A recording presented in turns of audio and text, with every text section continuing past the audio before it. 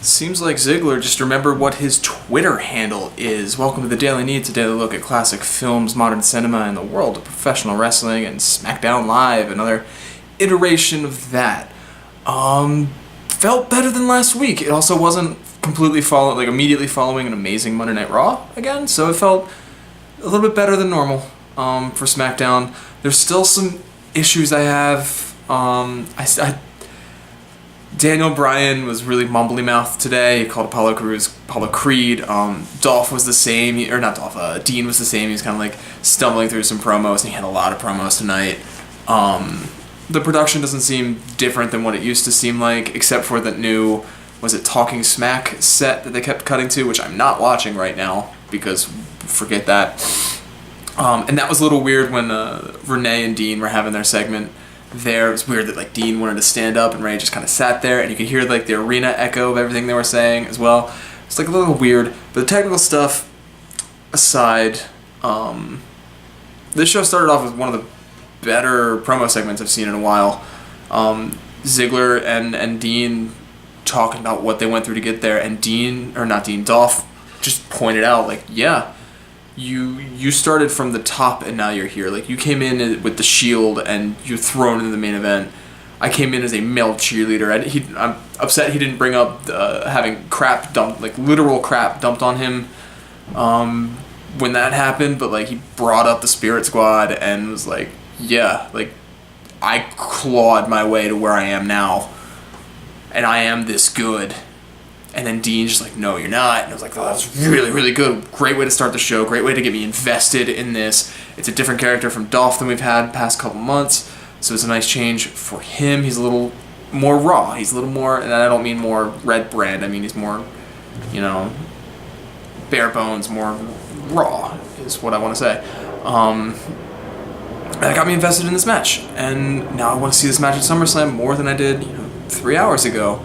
I was a little meh about it. I like Ziggler, but there's no story. Now there's a story. Now there's a build. Now there's stakes, and he wants to prove that he can and that he's deserving, not just, I want to win a match, which is great. And I really liked the work he did tonight. And of course he's interrupted by Bray. Also good to see, Bray is a force to be reckoned with now. He can come out of nowhere at any time, out of whatever feud he's working on, and hit somebody and hit them hard. And threw himself into the main event he wants Dolph's spot, and Dolph let him take it, which I also appreciate that this match has no positives for Dolph other than, pride. And they brought that up. They didn't just try to ignore the plot hole. Daniel Bryan asked him, why do you want to do, you're getting nothing out of this? And he's I still want to do it. And I appreciate that they, pointed that out. And gave him a reason to, even when there was no reason to, and then it elevated the importance of his pride, other than just I guess he's doing it for pride. It's no, we know why he's doing this match, and he's explaining it, and I like that. That's good storytelling. I appreciate that. The match itself was fine. Nothing crazy, but I did like that Bray started taking the turnbuckle off, and Dolph finished the job and used the turnbuckle. And yeah, he's going to go into this match as the bad guy, it seems, and that's good. That's a good Dolph Ziggler. That's the Dolph Ziggler I like and I want to see, and I'm happy about that. Of course, he beat Bray, and then Bray and Eric, destroyed him after the match, which is fine. I want them to be the top heel at SmackDown. The Wyatt's, Bray in particular, because he's deserving of it. He's deserving of a spot near the top of the card, near the main event picture, as this force to be reckoned with, and he's starting to move that direction tonight, and I like it.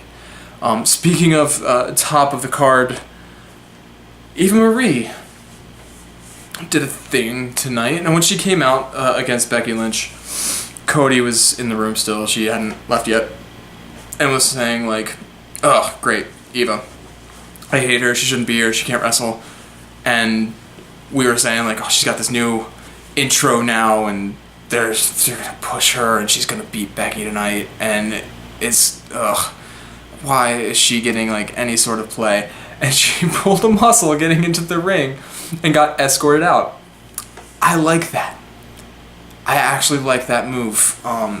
Too often you see the bad guy avoid matches midway through, like Kevin Owens would roll out of the ring and just start walking up the ramp or something. Like that's old. But or Maurice will, fake an injury and Miz will believe her and escort her out and choose her over the match. Like, that's cool. That's fine, whatever. But Eva Marie, like, I'm gonna step into the ring. Oh no, I can't wrestle. My leg hurts. You have to walk me back. The match is off. It's like, that is dirtbag tactics. Just awful. And I really hope it's setting it up for, like, she does this for a couple weeks, and then at SummerSlam they have the match, and Becky just runs through her in 30 seconds. That's what I'm hoping they're building toward. It's probably not, but I would love that. I'm not a fan of Eva Marie, if you couldn't tell. Not much else I want to talk about tonight. Apollo Crews, or Apollo Creed, depending on who you ask, is number one contender for the IC title. Sure. Alright. Fine. Natty is beating up Carmella now for no reason. Fine. Okay, they need belts.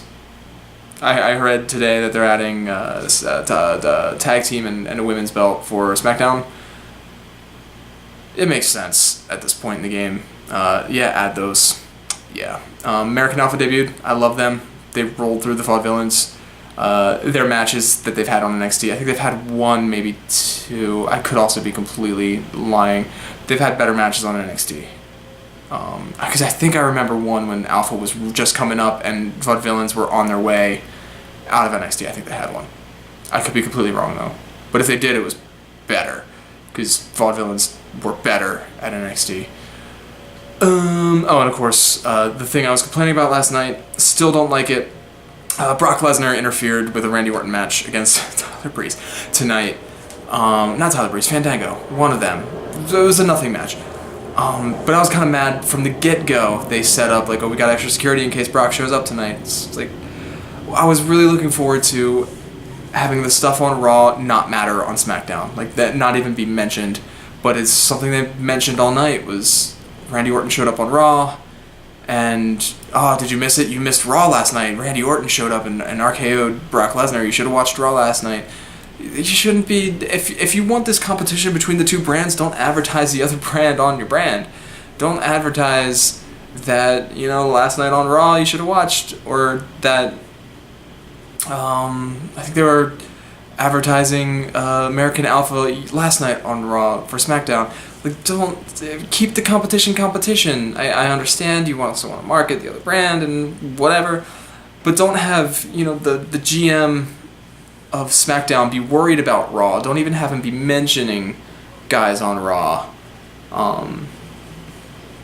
You know what I'm saying. I don't like. It's too early. They should have done this the week before SummerSlam. What they did with Randy and Brock the past two nights, should have saved it for whatever the 15th or whatever that day of the week is, the week before SummerSlam. Because now I don't know where they're going to build with it, and it felt like SmackDown of taped SmackDown of old. Like, oh, this happened on Raw 3 nights ago, last night. Like, yeah, we don't need recaps. Keep your brand your brand if you want it to succeed as its own brand. And right now, they're not really doing that. Okay. That's all I gotta say about SmackDown. I know I'm not super coherent tonight, but I said, I think, what I want to say. That's it for that. Tomorrow is a movie called O Hazard Balthazar, or something. I think it's some French something, so I'll be watching that tomorrow. Until then, you can like, share, and subscribe. You can leave a comment in the comment section below, and you can also follow me on Twitter at Daily Neitz, and until tomorrow,